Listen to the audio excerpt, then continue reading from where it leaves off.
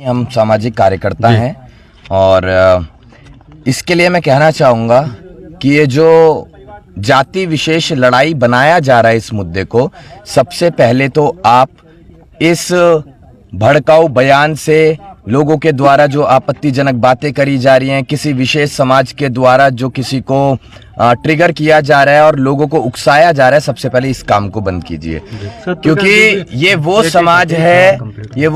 है, अगर हम सनातन की भी बात करें तो गर्गाचार्य, अगर आप लोगों को पता हो तो, ये यादवों का और ब्राह्मणों का बहुत अच्छा रिश्ता रहा है, ठीक है। तो उस रिश्ते को राजनीति के चक्कर में खराब ना किया जाए। अगर ये खराब होगा तो ना सिर्फ इस जिले में, ना सिर्फ इस प्रदेश में, बल्कि पूरे राष्ट्र में एक जातिवाद का माहौल बनेगा, जिससे हम लोग कभी आगे नहीं पहुंच पाएंगे, हम लोग पीछे जाएंगे। सत्यप्रकाश दुबे के पांच लोगों की हत्या हुई है, वहां जाएंगे आप? देखिए, मैं आपको एक चीज बता देता हूं, हम लोगों के ऊपर कम्युनिटी का प्रेशर है, मैं उनके परिवार के लिए भी सांत्वना प्रकट करता हूं,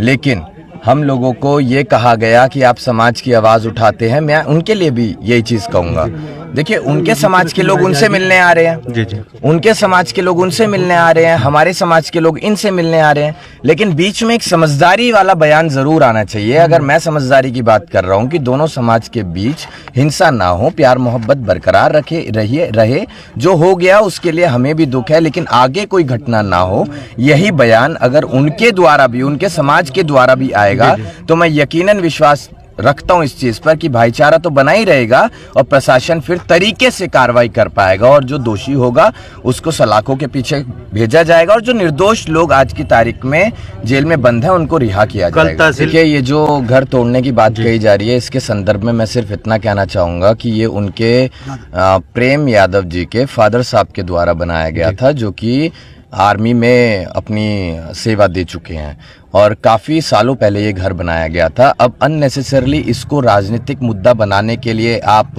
ये तो लहर चल रही है ना बुलडोजर चलाने वाली, अगर बुलडोजर चलेगा इस घर पर, देखिए हमने तो एक चीज़ का भरोसा दिलाया, चाहे हमें अपने समाज के सामने झोली फैलानी पड़े, इन बच्चों का हम ध्यान रखेंगे क्योंकि बच्चे अभी छोटे हैं। आपका बुलडोजर कहाँ चलना चाहिए वहाँ आप ध्यान रखिए। बुलडोजर वहाँ भी चलना चाहिए था जब हम बलिया में हेमंत यादव की पर भी चलना चाहिए था, पुष्पेंद्र यादव जब उनकी इंसाफ नहीं मिला था तो उसके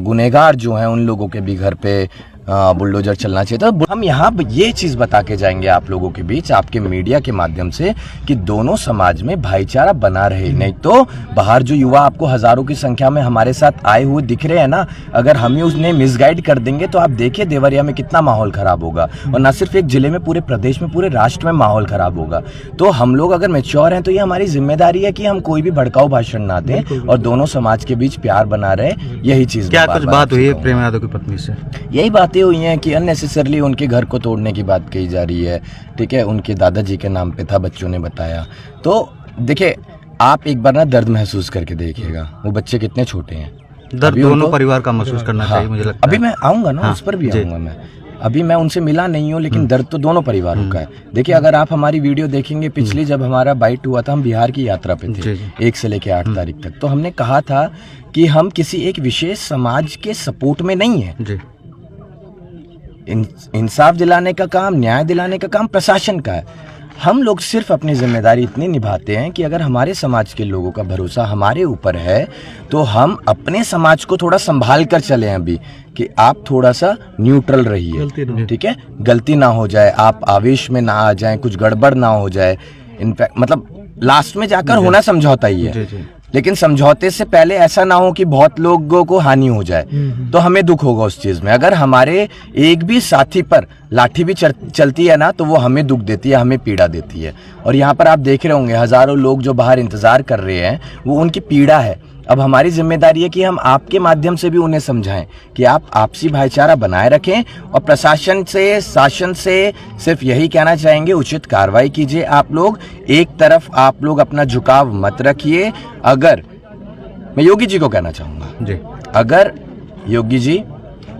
आप इनजस्टिस करते हैं तो इसका खामियाजा भाजपा भुगतेगी,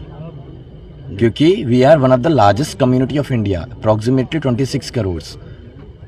हम लोग दम रखते हैं अपने लोगों को समझाने का, फिर मनाने का, और ऐसी हरकतें जो होती हैं जब इंसाफ नहीं मिलता है और जो निर्दोष है उसी को दोषी बनाया जाता है किसी विशेष नेता के द्वारा, तो फिर ये पीड़ा पूरे समाज को देगी, फिर वोट की चोट दी जाएगी। हम नहीं चाहते कि चोट ऐसी दी जाए जिससे कि किसी को खरोच आए या खून निकले। हम अगर चोट देंगे तो देश को अभी रोजगार की, शिक्षा की, चिकित्सा की, युवाओं की बेहतर भविष्य की, आपसी प्रेम, इन सब की ज़रूरत है। हमें डेवलपमेंट करने की ज़रूरत है। अगर इन्हीं हिंसाओं में हम लोग पड़ेंगे तो हमारा दिमाग कभी भी अच्छे से नहीं सोच पाएगा और हम जातिवाद के चक्कर में अगर पड़ गए। जातिवाद अगर इतना है कि आप अपने समाज के लिए आवाज़ उठा रहे हैं, हक अधिकार के लिए आवाज़ उठा रहे हैं तो अच्छा है, लेकिन जातिवाद इस तरीके से ना हो जाए कि आप दोषी को निर्दोष साबित करने के लिए अपनी भीड़ को